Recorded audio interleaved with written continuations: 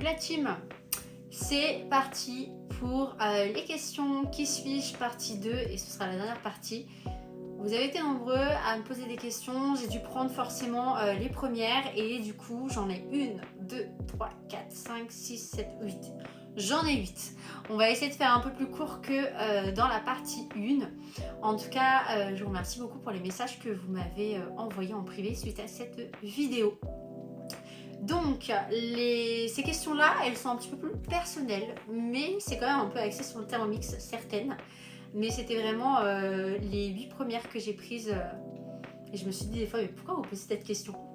Donc la toute première qui est sortie, et c'est vrai qu'on me l'a déjà posée en live, donne-nous la signification de tes tatouages sur le bras. Ok. Donc, on va poser le téléphone. Le tout premier que je me suis fait, c'était celui-là. Je vous montre un peu plus comme ça. Hein. Voilà, Madre, donc maman en espagnol. Celui-ci, je l'ai fait quand j'ai perdu ma maman en 2022. Donc c'était en hommage à ma maman et pour que je l'ai toujours sur moi. Voilà. Donc c'est le tatouage que je préfère bien évidemment sur moi. Et le deuxième, c'est un cover. Pourquoi un cover? C'est-à-dire que de base, quand j'avais 19 ans, j'avais fait une flèche au Portugal, juste là.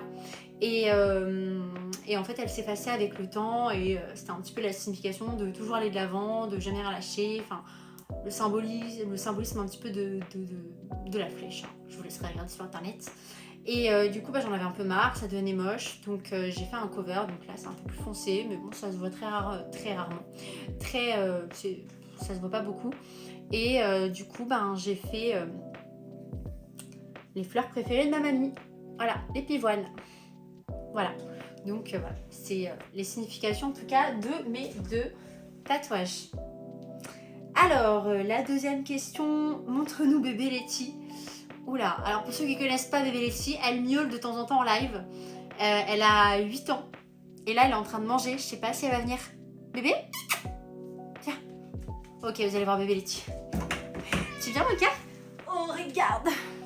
Regarde mon bébé! Et voilà. Bébé Letty. Mon premier bébé. Mouah. Voilà, Gwenaël, si tu vois cette vidéo.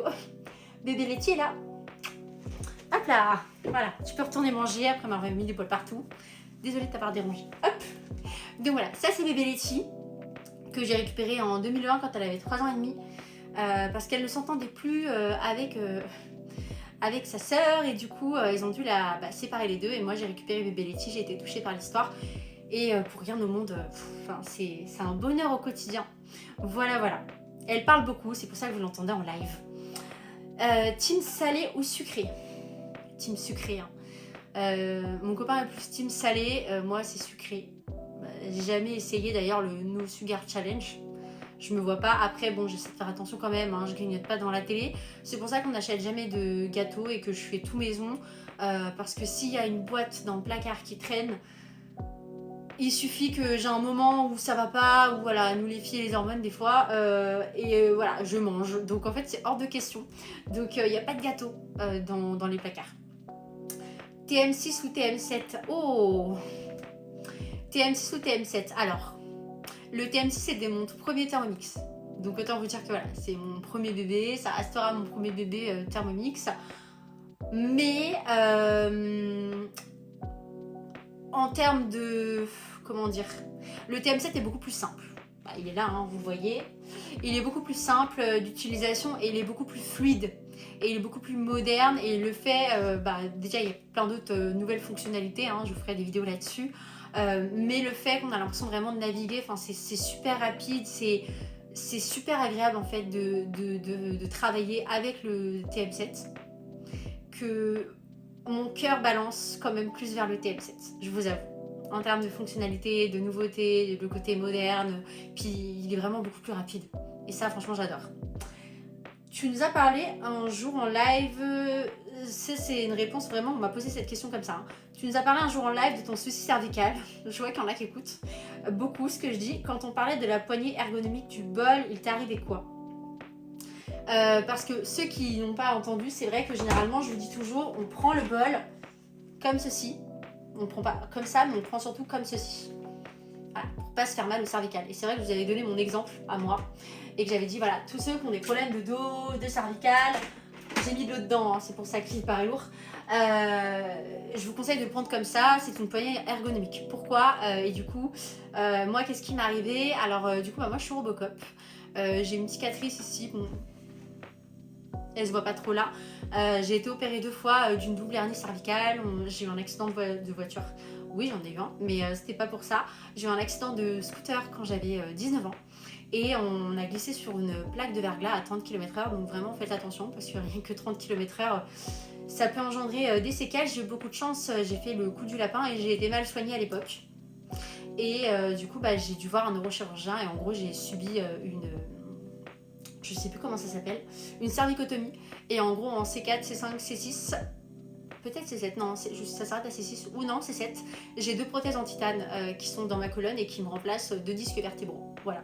Donc, effectivement, par exemple, quand je dis poignée ergonomique, moi j'ai des douleurs. Voilà, bébé Letty. C'est pour ça que ça me soulage aussi de faire ça. Voilà, mais vous inquiétez pas, tout va bien. Juste de temps en temps, il faut remettre de l'huile parce que c'est un peu rouillé. Mais sinon, ça va très bien. Plus de peur que de mal, mais j'ai eu beaucoup de chance, effectivement, parce que ça avait touché la moelle épinière. Et du coup, je commençais, j'aurais pu perdre l'usage de mon bras et me retrouver en fauteuil. Donc, heureusement, maintenant qu'on peut avoir recours à ce genre d'opération, parce que ça m'a sauvé la vie, concrètement. Donc, voilà, pour ma petite histoire. Thermomix pour toi. Ah non, j'ai loupé. Si tu devais me dire un défaut et une qualité que tu as. Oula.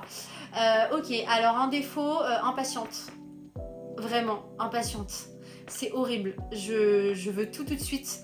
Mais non, pas vraiment dans ce sens-là. Impatiente dans le sens où, je sais pas, j'arrive pas à ouvrir une boîte. Ça va m'énerver, je vais l'acheter.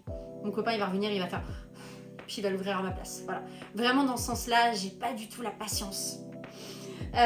Et une qualité persévérante. Voilà, quand j'ai un truc en tête, je persévère.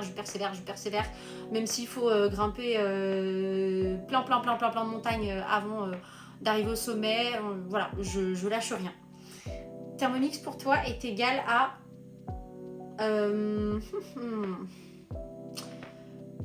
charge mentale en moins. Voilà, si je devais résumer, charge mentale en moins.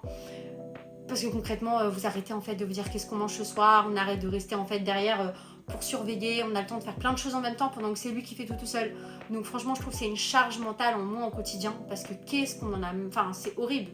On passe notre temps, et encore pire ceux qui ont des enfants, qu'est-ce qu'on mange ce soir? Qu'est-ce qu'on mange? Là, il n'y a plus. Cette question-là, elle se pose plus avec le Thermomix. Et franchement, c'est un bonheur. Et j'ai eu ce retour-là aussi de mes clients. Voilà. Pourquoi moi et pas une autre? Tout simplement... Oh, pas mal cette question.